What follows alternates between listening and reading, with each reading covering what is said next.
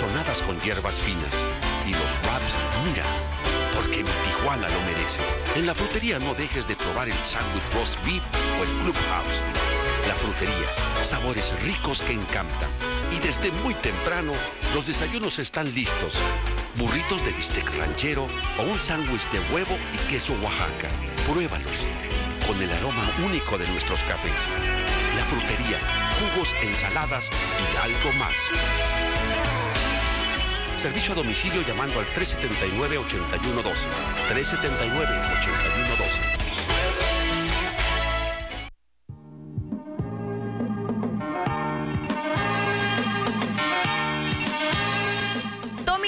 El mejor lugar, el más barato y el más rápido para cambiar el aceite de su motor.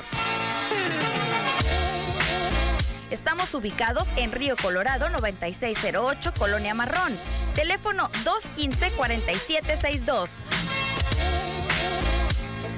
Por 252 pesos más IVA, usted recibe cambio de aceite hasta 5 cuartos, cambio de filtro del motor, engrasado y o lubricación de chasis, y un sinnúmero de servicios. Tommy Lube, el mejor lugar y el más barato para cambiar el aceite de su motor. Río Colorado 9608, Colonia Marrón. Teléfono 215-4762. 215-4762.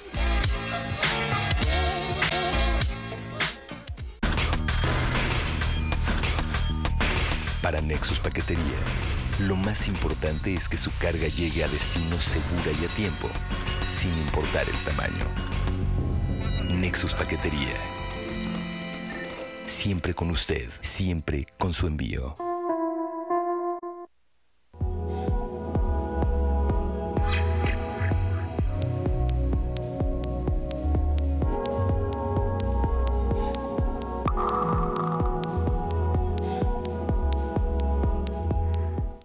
Hola, ¿cómo están? Muy buenos días, bienvenidos a una edición más de La Salud en Casa. Estamos aquí para aprender de la mano, usted que nos está viendo y yo. Le recordamos que La Salud en Casa tiene correo electrónico y también tiene Facebook, que es Salud en Casa, lasaludencasa.hotmail.com, y el otro, el Facebook, es Salud en Casa. Mi nombre es Katy Guerrero, bienvenidos a un programa más donde vamos a hablar sobre salud mental.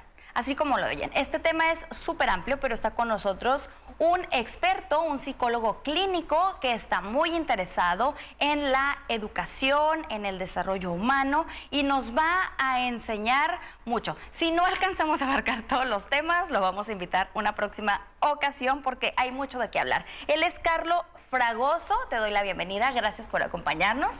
¿Cómo estás? Muy bien, muy buenos días, gracias por la invitación y un saludo a tu auditorio. Gracias, muchas gracias.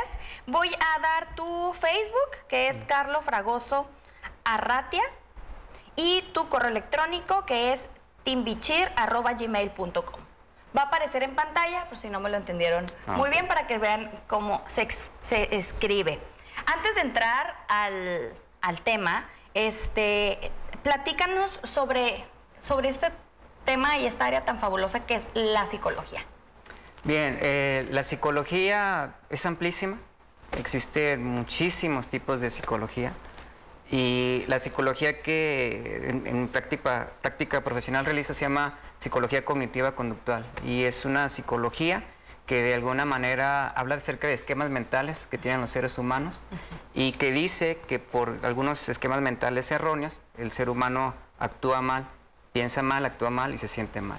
Entonces, la psicología cognitiva es muy práctica. No quiere decir que es la mejor, pero simplemente es una teoría. Ok. Vamos a hablar hoy sobre salud mental. Entonces, explícanos qué es la salud mental. Bien, la Organización Mundial de la Salud menciona que salud mental es la capacidad que tiene el ser humano de trabajar, de tener una familia, de llevarse bien con los demás, socializar, pero sobre todo también una cosa muy interesante, de divertirse y descansar. Eso engloba lo que es la salud mental, pensar bien, sentirse bien, actuar bien y con el entorno familiar. Eso implicaría lo que es una buena salud mental. Y eso implica en las diferentes culturas. En las diferentes culturas. O sea, adaptarte al medio donde vives, sentirte bien relacionarte bien. Compaginar, relacionarte y, o sea, estar bien en todos sentidos. Sí. Y abarca entonces es yo mismo y también con los demás, o sea, lo social, el individual, el familiar, esos ámbitos. Es el ámbito, lo personal, lo familiar y lo social. Pero también tenemos que tomar en cuenta que lo social también afecta a lo familiar y lo familiar afecta a lo individual. Es un arte, la salud mental realmente que es un arte. Es complicado. Oye, ¿cuál es la importancia de tener una buena salud mental? Híjole. ¿Por qué es importante? Es muy importante tener una salud mental. Bueno, es muy importante, pero no es una prioridad. Okay. Porque la salud mental, lamentablemente, en nuestro país no es prioridad. Por ejemplo, le dan más importancia a la cuestión física. Cuando una persona tiene un dolor físico, en la mayoría de los casos asiste a un doctor, porque de alguna manera la molestia es muy grande.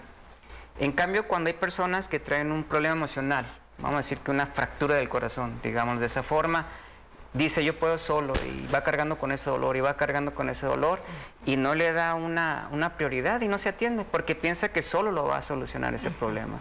Y eso es una mentira. Necesita con alguien que sepa cómo solucionar ese tipo de problemas, ¿no? Oye, salud mental. ¿Nacemos con buena salud mental? ¿O la adquirimos? ¿O cómo es esto? Fíjate que hay estadísticas, hay un libro que se llama Salud Mental en México, de Ramón de la Fuente, papá de Juan Ramón de la Fuente, y mencionan que el 25% de la población mental en México, o sea, es una cuarta parte de los mexicanos, ha padecido o padece algún trastorno mental. Y hay trastornos mentales que naces con ellos, que son hereditarios, pero hay trastornos mentales que también vas evolucionando y se van aprendiendo. Entonces, afortunadamente, mucha gente nace bien, son muy afortunados y tienen una buena salud mental. Okay. Pero hay un 25% de la población que no tiene tanta suerte. 25, o sea, una cuarta parte. ¿Y si nacimos con una buena salud mental? ¿O qué le llamamos buena salud mental? ¿Cuál es buena y cuál es mala? Bien, hay gente que tiene un problema, suponiendo que le pasó algo de chico, un evento traumático, de que el divorcio de los padres, y trae una buena salud mental, ¿sí? Ese evento de divorcio de sus padres lo va a manejar de manera positiva, digamos. Le va a doler, pero no le va a afectar tanto. Pero en cambio una persona que ya venía con un problema emocional, ese mismo evento lo va a repercutir, lo va a amplificar y va a utilizar ese evento para echar a perder su vida, a sufrir durante años y años. Por eso a veces en las mismas familias tú le preguntas a un hijo, oye, ¿cómo viste este problema del alcoholismo de tu padre? No, estuvo bien, no hubo tanto problema. Y habrá otros que sí les afectó más. Aunque todos estén afectados, porque va a afectar, pero no les afecta más que a otros. O sea, las personas que tienen una salud mental pobre, ¿les gusta sufrir? En sí no es que les guste, pero sí es una tendencia hacia dónde van. Okay. Es una tendencia. Es como lo que saben hacer. Es lo que saben hacer, les sale muy bien. Les sale muy bien. Aunque no les guste. Aunque no les guste. Ok. Ahora, ¿cómo se puede perder una salud mental positiva o buena? Bien, existe la teoría de Carl Jung, un excelente psicólogo, que mencionaba que los seres humanos sufren por 3 razones. Y la primera razón por la cual los seres humanos sufren es la siguiente, porque viven atrapados en el pasado. Ahorita lo que te voy a narrar no hablo ni de mis pacientes ni de nadie, simplemente quito y pongo, lo voy a ejemplificar, ¿ok? Okay. Como una fábula. Como algo así, vamos a hacerlo. Y viven atrapados en el pasado. Por ejemplo, hay personas, mujeres de 55 años que van a consulta y de repente se agarran llorando intensamente por la pérdida de un padre. Pero esa pérdida de un padre fue cuando tenían 7 años. Entonces, cuando están en consulta, la confrontas y le dices que la señora está llore y llore y que parece que llora como una niña de 7 años. Y ella, muy indignada, te dice, fue la edad en que mataron a mi padre. Y la confrontas diciéndole, señora, eso sucedió hace ya 48 años. Usted está viviendo exactamente igual el dolor, el sufrimiento como si fuera ayer, no ha madurado. sigue pensando como niña.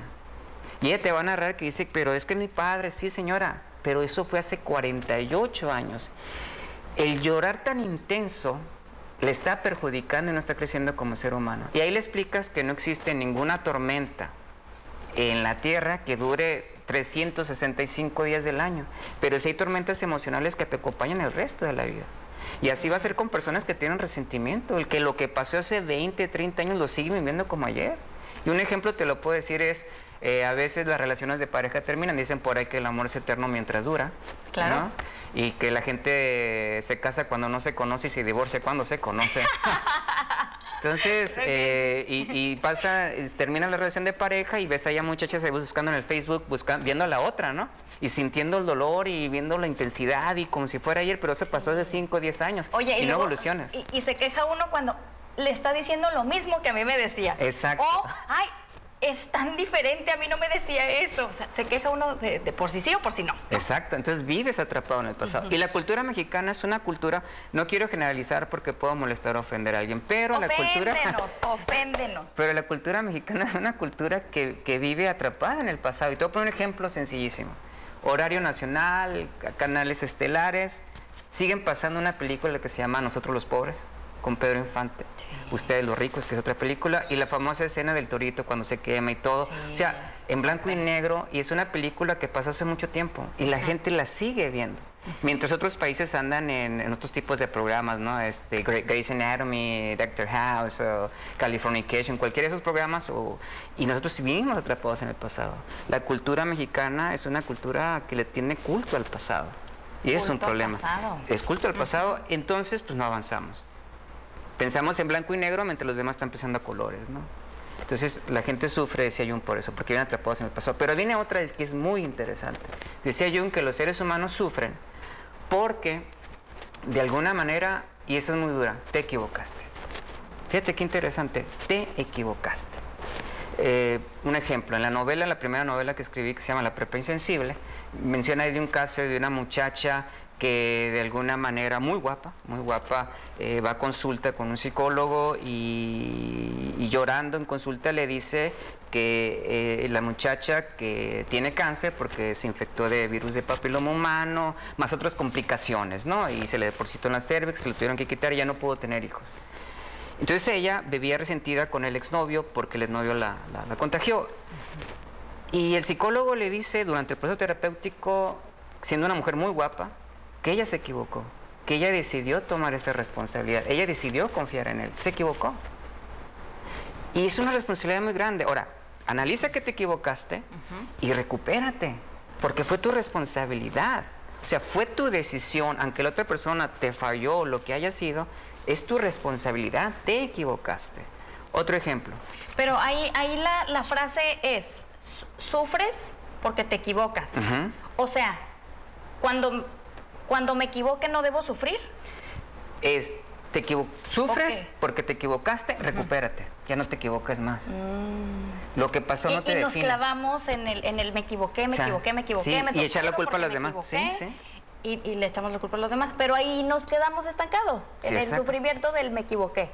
Ahora, ¿y cómo nos recuperamos? Bien, confrontando la parte dolorosísima que hace peor que te equivocaste.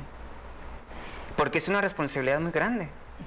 Yo fui, si tú fuiste. Ahora, recupérate, que es lo más maravilloso, tienes todo para recuperarte. Y tienes que trabajar en un proceso terapéutico, el recuperarte. Otro ejemplo sería el abuso sexual. Alguien que fue víctima de abuso sexual, entre los 13, 14, 15 años, que nunca dijo nada, que nunca habló. Su error fue no haber hablado. Se equivocó. Sea como fue, se equivocó. Ahora, ya te equivocaste.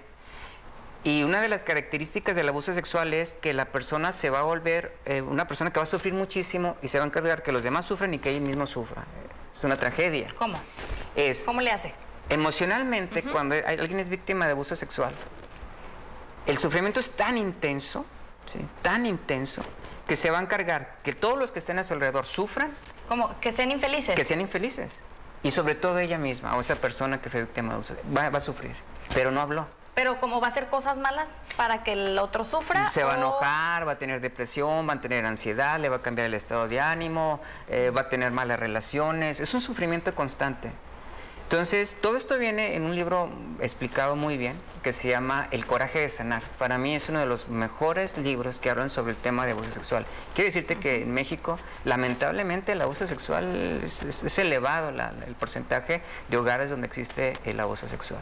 Entonces, la persona que fue víctima de abuso sexual se equivocó. Entonces, el peor error que puede cometer una persona que sufrió abuso es callarlo, guardarlo. Callar. Esa es la equivocación. Esa es la equivocación.